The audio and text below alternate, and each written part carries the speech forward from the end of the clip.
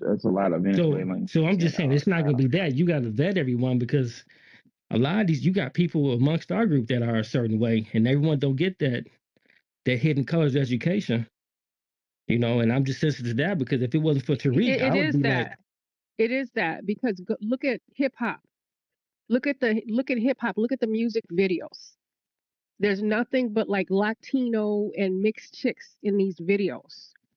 And then you start seeing people like what was that Lisa in the Cult Jam. She's got a whole movie being made about her now. Professor, Somebody's sleeping with these chicks. Wait a minute. Somebody's sleeping with these people. And they start feeling like, okay, well, I'm hanging out, or my brother or my sister is hanging out with this guy, or my brother's hanging out with this chick, so it's okay. So I understand that they're already mixed, and this person looks just like that person. I understand that they are already mixed, but what they became, other people have had some type of ethnogenesis after they mixed up from wherever they were, but they still are the culture that they are.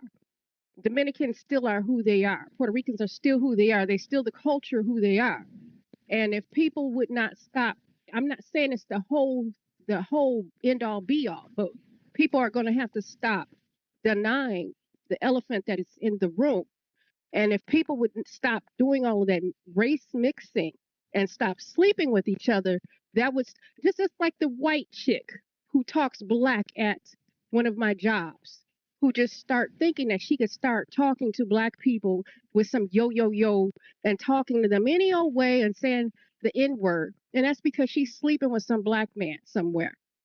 So that opens up the door. I'm not saying that it's all of it, but it opens up a big problem. It starts creating a big part of the wedge. Yes, that is the problem, and I'm going to stand on that. But well, continue. I've been in some neighborhoods and I've seen white people that grew up in Inglewood, in Roseland.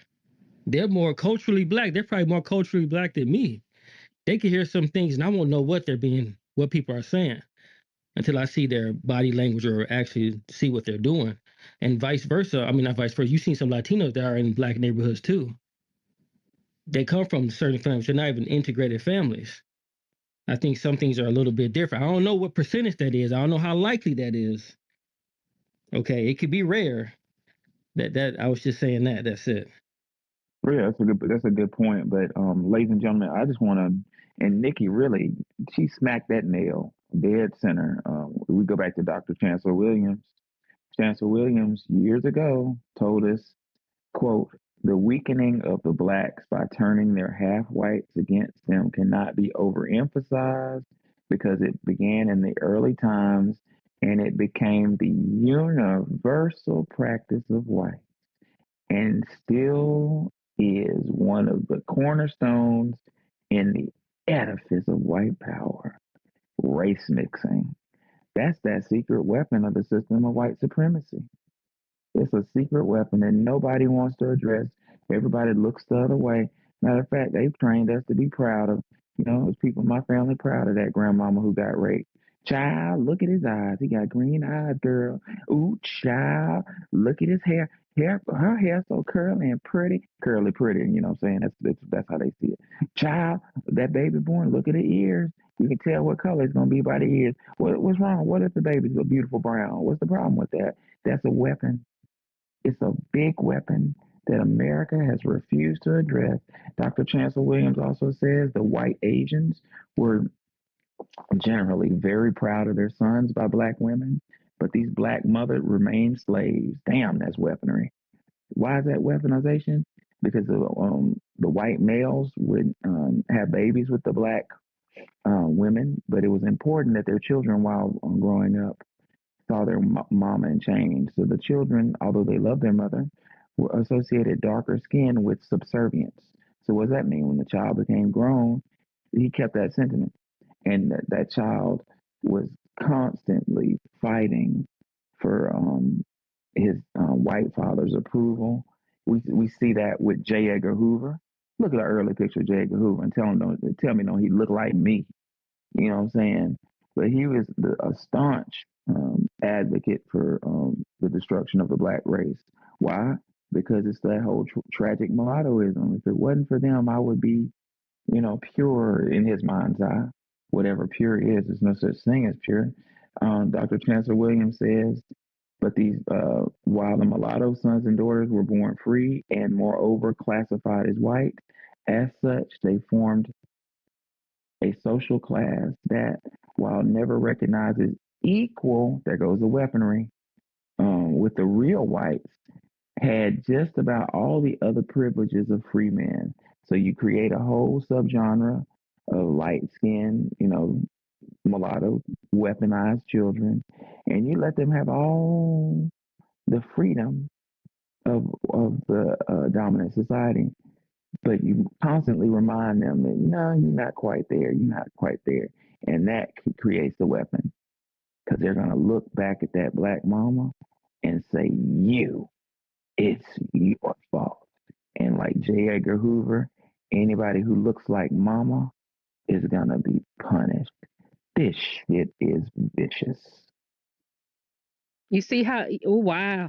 Wow, Professor, that is deep. You see how they use it? They use every angle of mixed race against us. That's why we have to be aware of it and be careful of it. It's not your fault that you were born. It's not your fault that that happened.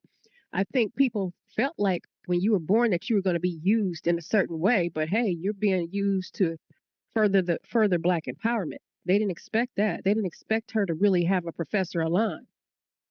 Right, right, Look at right, right. that. Look at what we got.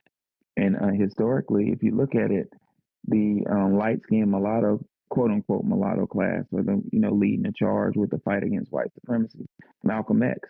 You know what I'm saying? Muhammad Ali. You know, that's it goes both ways. They can flip into disagreeableness with J. Edgar Hoover and Alexander Hamilton's ass. People forget that he was black. He wanted white daddy so approval so bad. Um, but it can flip. It can flip into the realm of Muhammad Ali and uh, Malcolm X and Adam Clayton. Adam Clayton. Well, I can't say it's Adam Clayton Powell.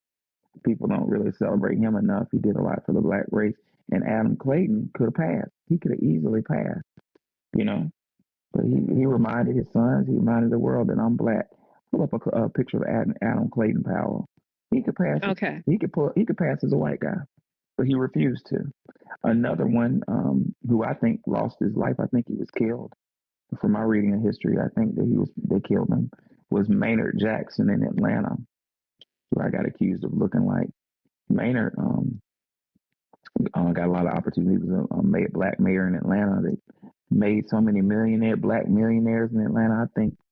I think they poisoned him for that. He had a mysterious heart attack at Dulles Airport, helping too many black people, in my opinion. Or maybe he just had a heart attack. Who knows? Hey, Professor. Yes, sir. Hey, with Muhammad Ali, his name was Cassius Clay. Yes, sir. Everyone. You know who that was back in the day? No. It was a white man named Cassius Marcellus Clay. They called him the Lion of Whitehall in Kentucky. Like he was rough. He looked like Brad Pitt if you ever look at a picture of him. But he was a big abolitionist. He freed like his father's slaves, and all these people wanted him killed. And one story is that this one white guy tried to assassinate him and shot him while he was speaking at this political rally. And Cassius got up, saw the guy running, ran after him, took him down and like gouged his eyes out. And I think stabbed him too. So, it's interesting. I'm just saying with Muhammad Ali, it's like that was just lineage from him. Because that's what the father and the grandfather, like the father was named after Cassius Clay too. And then Muhammad Ali was. So it's like that spirit was passed down. So to me, it's 50-50. Whoever educates that person with the white, Latino, Asian parent first. Or if the person is really he wants to know the honesty or the truth. He wants to know what's really going on. Then it's going to be up for them to decide ultimately. Because a lot of these people, they just want to go with whichever is convenient. But if they really want truth and integrity and honesty, then they say, okay, well, I got to do what I think is best. Yeah. That's right. So, Tar, you bring some good points to the conversation, and we appreciate you so much. Oh, always. Well, you gotta look up that dude though. That dude was no fucking joke, Cassius Clay. Like he was a straight killer. Like he ambushed people coming to his house and killed them. Like he would just gouge you, gouge your eyes out, cut your stomach up, leave your intestines out. Like he just made it real. He left a message every time you tried to come for him. Like it's Spectacle. crazy. Yeah. I saw a No, video. you don't get that no more with people. I saw a You video. don't get people making messages no more like that sometimes. I would love to find a video, and I've tried to look for it and couldn't find it. But I saw an interview of Muhammad Ali. Muhammad Ali had special powers, and I'm not even flogging. I'm dead serious. He was it Johnny Carson? It was one of those talk show hosts. He asked him to carry to pick up a piece of aluminum for like a gum wrapper, and he said Muhammad Ali said, "Hold your hand open." And Muhammad Ali focused on it real hard. He said, "It's gonna get hot in your hand. It's gonna be so hot you can't hold it." And he kept focusing on it, and by Lord, the thing just said, the dude said, "Out," and dropped it. Muhammad Ali has special powers, no cap. But you're right. It depends on. It's a whole slew of circumstances that can shift the attitude of a mixed race child. We look back at J. Edgar Hoover. He was originally from Louisiana. Um, and Louisiana had a culture of octoroons, half white and 25% white Negroes who actually had higher legal status than everybody else. As history tells it, his family could pass. I don't think he could pass, but his family could. And somebody snitched on him, and the Klan ran his family up out of Louisiana because they were passing for white. Somebody said, "You're not white, you're Negro," and they had to run to Maryland. So that always left a negative, sour taste in J. Edgar Hoover's mouth. And J. Edgar Hoover was spiteful ever since then. So you're right; it does depend on your environment and depends on your personality. In school, they call that nature versus nurture. What makes a pit bull mean? Is a pit bull mean because a pit bull's mean? Not necessarily. A pit bull can be mean because it's been trained to be mean, and it's a very powerful dog. So, very interesting discussion. So, is the Crip walk Chicano? Hell no. Is John Leguizamo an FBA historian? Absolutely not. He's a pest. Um, Anybody else want to come contribute? This was not going to be a long space. I wanted to gain an understanding of what I'm looking at, and believe it or not, the Black and Seven and a couple of others have really educated me. I had no clue that blood was an acronym. I didn't know that. Now I know. Um, Anybody else want to come up and contribute? I know that someone put something out the other day. I got to find a man's name. His name was something Crip Heard. They were saying that it was a black man from the 40s who had only one leg. And he started doing some Crip dance, and that the Crip came from him. So I'm going to post something about it in just a few minutes. Just give me a few Okay, minutes to post about it if somebody wants to talk about it. got it, Nikki. So while Nikki's posting, in the Jumbotron, you'll find Nikki the Gods Cash App, Sure Love. Also, you'll see my Cash App. I have wrote books on this various subject. I'm working on my second book, but my first book is in stock. In my first book, I talk about psychological warfare. I talk about origins of the foundational Black American, and I talk about why we're in the situation we're in. And furthermore, we talk about how the European planned this. This was well planned based on experiments that the European did with his own children. So it's not just a regular book; it's a workbook for the foundational Black American family, where we have essays and exercises where to help you and your family discover the psychological effects of racism. If you're interested in the book, go to my Cash App. It's Our Story Publications. Put $25 on the Cash App and put your full address and zip code and name in the Cash app, and I'll send them out this weekend. Agent Zero, what's on your mind? On y'all. Oh man, doing well. I heard Tariq yesterday. I don't want to say the guy's name wrong, but it was something bare if I ain't mistaken. That's who he said he believed was the first Crip doing the Crip walk.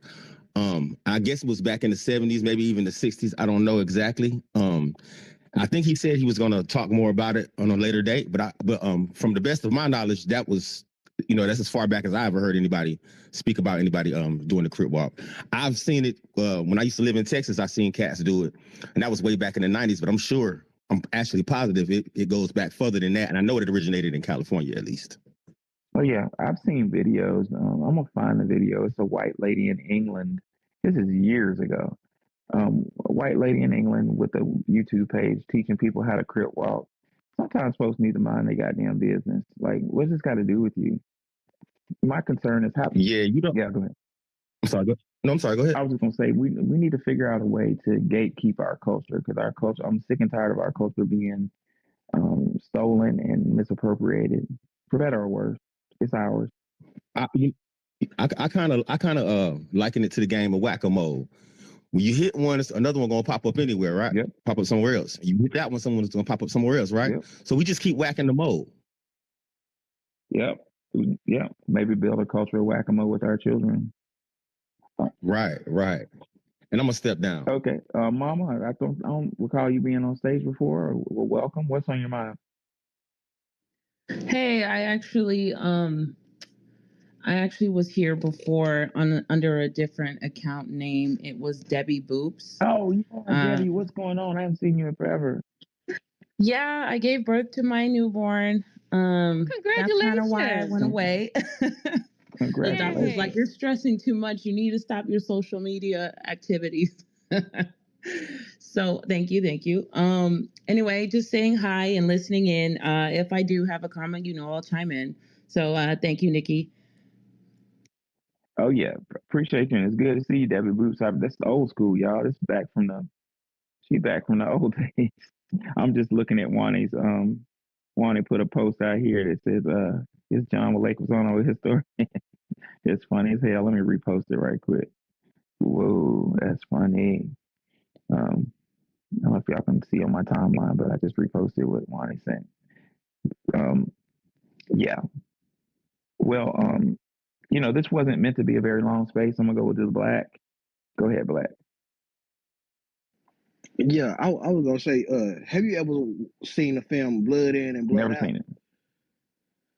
Okay, it's a film that describes like the Latino gang culture, and we look. It's called Blood In, Blood Out because it's about like the first wave of mixed breed Hispanics or mixed breed Mexicans that tried to pass for white, and when they got locked up, they had to choose either their white side or their Hispanic side. And the movie dives into how they used to play both sides and weave in between the gang world. And it's funny because the dude that was like mixed breed, he didn't like his white side, but he took it to his advantage and used it to advance to the top ranks of the Mexican gangs. It's funny, but but in the movie it proves that they always, no matter what, if they going against black people, they're gonna team up with the white people because that's what they closer to. But that's a good movie to look at when you want to like figure out the early stages of Latino gang culture. They probably picked up some of our dress code to kind of weave throughout the gang culture, but they was mostly trying to either be white and conform with them or try to conform with the real Mexican gangs. That's how MS-13 ended up being prominent over like American Hispanic gangs. So that's a good movie to watch. It's long as fuck. It's like 3 hours, but it got all the like long Hispanics that's been in the game for the movie game and for a long time. I want to say he in that movie too. I want to say he played like a drug head in that movie, which he always play kind of like throw out parts. Like he really not the main character in most movies he in. So I'm surprised he even talking like this when he never really just had a real movie career. No cap. Well, that's what he's been. He's been just being a pest for no reason. I thought it was more tetherism, but he's also being a pest, just like it was said earlier. The conquistador came out of him. He seen he was about to get ran out of America, so he had to either pick a side, and he chose the colonizer side. Man, y'all getting deep. If you're looking at Jumbotron, I got on one spot caricatures of him as a pest. It's quite appropriate. If y'all hadn't peeped at Jumbotron already, in the 90s, one of John Leguizamo's main roles was he played the pest. So, there's a saying in the theater, the roles you play are not, if you really get cast by a good casting director, the character you get cast in is not too much far from who you really are. And that was one of his main roles, is the pest. And that's exactly what he is. Hey, yes, sir. For them, Crip, Chicano is running in place. That's funny as hell. Agent Zero. If your mama or your daddy say you're a liar, I'm gonna believe it, right? Yep. John Leguizamo's daddy. This you can go on the internet and find this. His daddy even said, "Man, he ain't Puerto Rican, he's Colombian. Why is why is he interjecting himself? If he can't be happy who he is, how he figure? I mean, what's going on with him interjecting himself in our business?"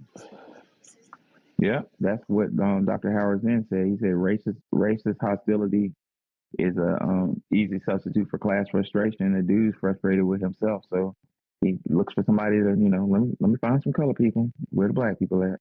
That's casebook. That's what people do. But the only difference is we are becoming hip to it. We're getting sick and tired of it. It's the same game over and over again. They're gonna have to figure out new games, which I don't know if they can do. No cap, I think.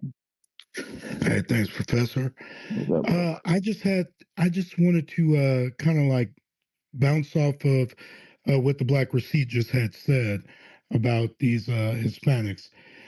Because in 1972 in California, in the prisons, formed a gang called NLR, Nazi Lowriders, all right, which that was a collaboration of Hispanic gangs and the Aryan Brotherhood. They've routinely sided with white supremacy when it comes to us. And routinely in like Southern California and other border states where there are rumbles or riots, they routinely side with Aryan Brotherhood when it comes to us. So this is nothing new. They've been doing this. We've had to fight against Hispanics in high schools and junior highs throughout Southern California, all throughout the 90s and the 2000s, having race riots. Right. Okay, so yes, sir. They've never been an ally, a true walking, breathing, living ally. So that facade is going away. And that's I'm letting my plane with that. Yeah. Go ahead. Woo, woo. Y'all bringing up some good points. Just keep it coming. Y'all bringing up some. That was a good one right there. Loved it. Thank you so much. Yeah, right on, man. Right on. They have never been.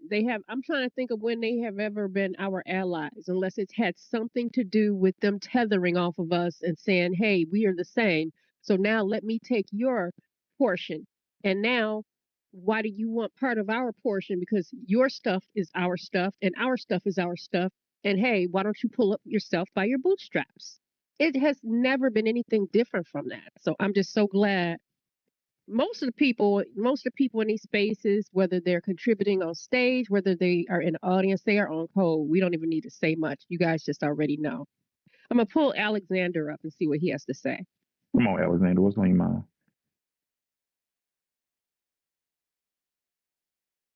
What's going on, Alexander? There you go, Alexander. You can come off your mic. Hey, what's up, family? Peace, love, and reparations to the room.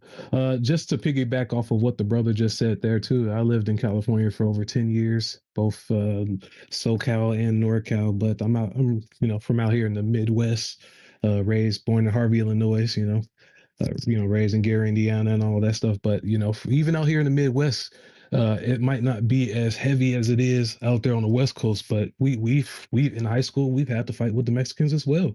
We had to go against the Latin Kings and all these other different sets and groups and stuff like that. As original Black Americans. So but when you look closer into the West Coast, you see that they really dealing with it. So it's like we're getting a little trickling of dealing with these people out here in the streets, and now realizing that when we look into the history of it all, that this is actually has been going on for a long time. They've been advocating against us. They're it's I like to say that they're their gangs look out for their politicians, and they both work together to go against our people. That's kind of how I say it. Like they're like the enforcement arm that kind of like try to get things popping in the streets so that their politicians can run up behind them and get all this sort of legislation pushed through. But yeah, they when it comes to push to the needle or push to shove, they're going to side with white supremacy, despite the fact that the white supremacy is now saying, hey, we because it's a threat to them.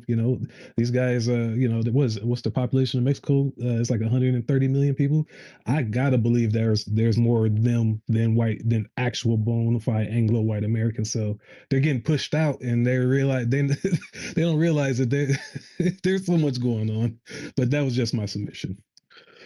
Yeah, good point. Good point. And what you just said, Dr. Howard Zinn agreed with that with respect to the right before the Great Migration, the dominant society needed a legal side of enforcement and an illegal side of enforcement. So the dominant society had the police as a legal enforcement, but sometimes people don't listen to the police. So the dominant society hired the Italians as the illegal side of enforcement. And the mafia, according to Dr. Howard Zinn, worked for the government. We should never forget that. We're gonna go to Mom and then the Black. Oh, I just wanted to comment. I'm a conspiracy theorist, but word on the street is that Hispanic people are the bastard children of Arabs and Europeans. So they're a created culture of people to do the slave driving while everybody else just rakes in the resources and all that. Interesting. Very fascinating. The Black, what's on your mind?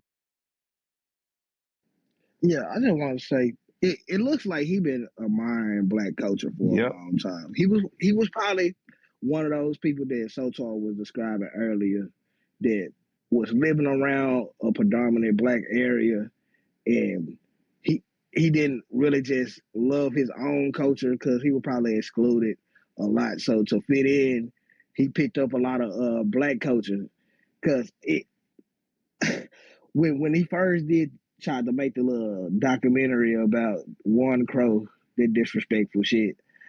I forgot that he made a little hip hop opera at Broadway.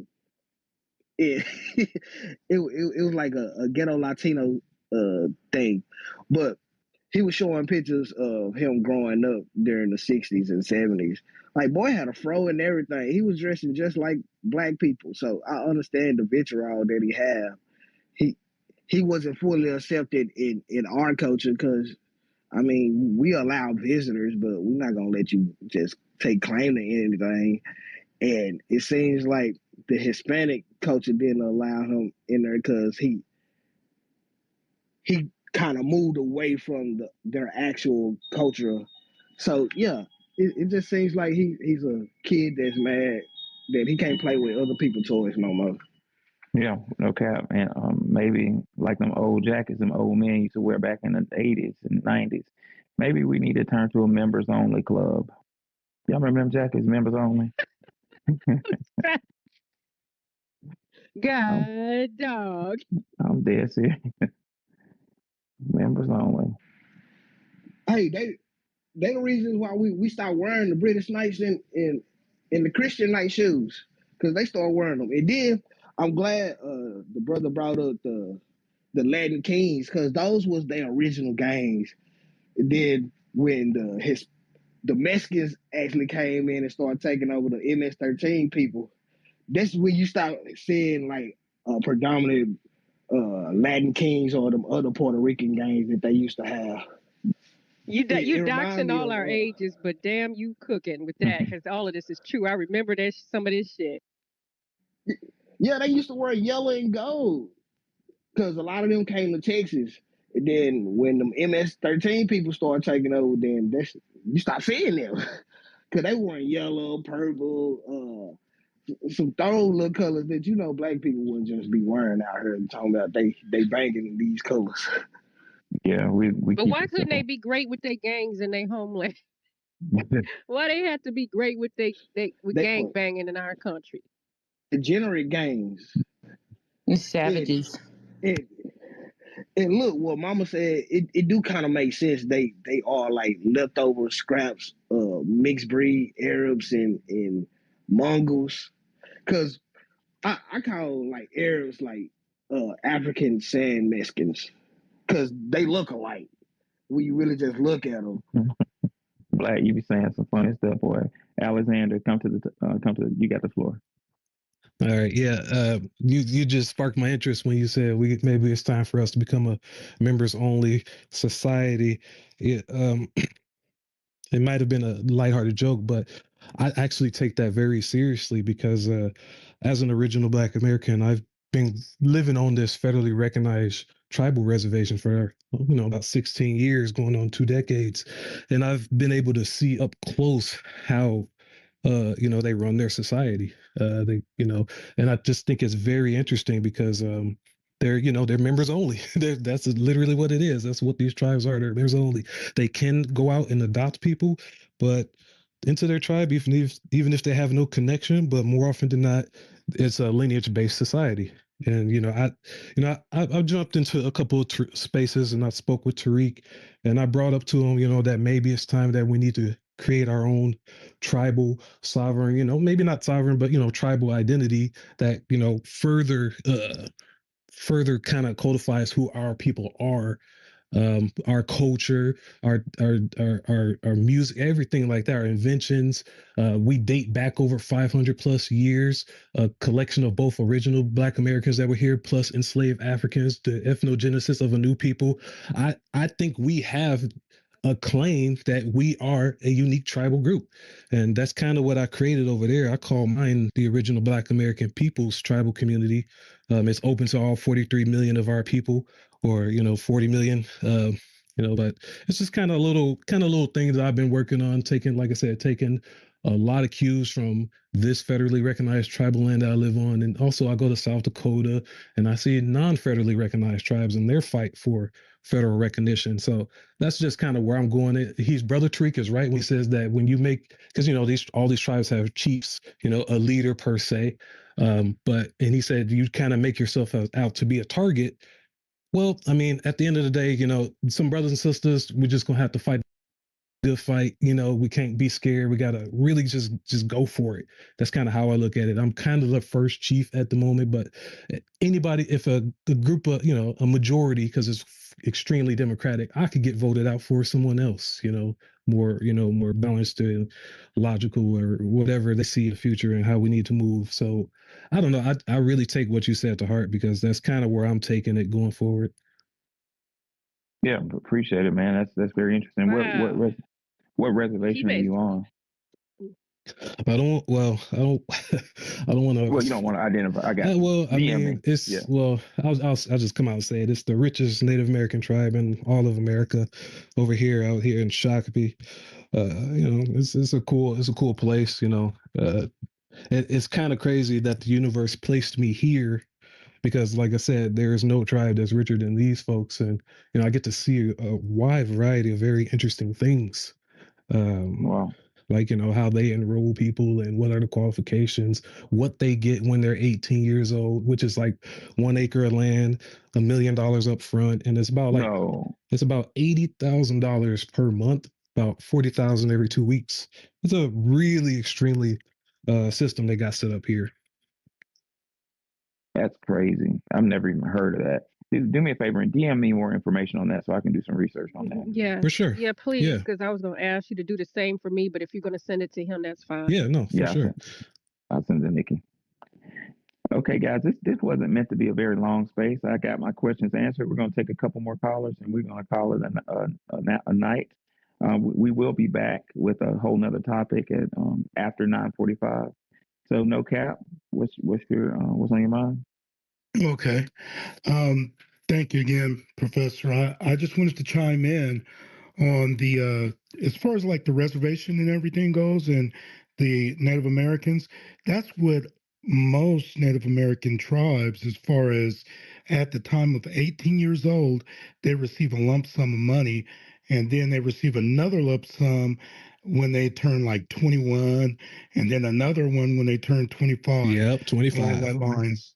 Yeah. And then they get free housing, and the only thing they have to do is pay like utilities and everything else extra that they get. But they get the free housing in that free land.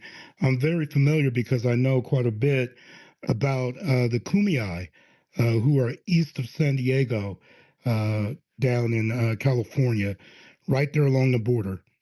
But to touch back on the Latino problem, the Hispanic problem, this is a problem because of where it started.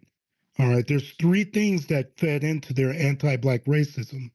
That was La Panza de la Sangre, which is the blood purity laws established during the Spanish Inquisition. That's why all these Spanish colonies have some form of anti-black racism. And another thing that fed into it was German rat lines. After World War II, when these Nazis fled their country, fleeing conviction, they fled to places like Mexico, South America, Argentina, Bolivia, all those different places, America, Switzerland. But for the most part, they went to these Latin American countries. And around that same time, or maybe a little bit afterwards, came a process by these Western white countries that the Spanish countries or the Spanish colonies refer to as blanqueamiento, which is whitening. And they sent men, white men, down to breed whiteness into the people. So a lot of that racism and stuff has been like baked in over and over and over. And then they get welcome over here to take part in a racial hierarchy system that they're way more than willing to take part in. All right, I'll land with that. Thank you again, Professor. No doubt. So I saw somebody try to come up. I don't know if he disappeared, but if if I pulled him up and I don't know what happened. yeah, I didn't drop him down. He kind of like dropped down. But ladies and gentlemen, we will be back around sometime after 9:45 Eastern Standard with a deeper, more meaty topic. I had to post this to do some research of my own and find out what the people had to say about this mess. But again, it's all about co-op.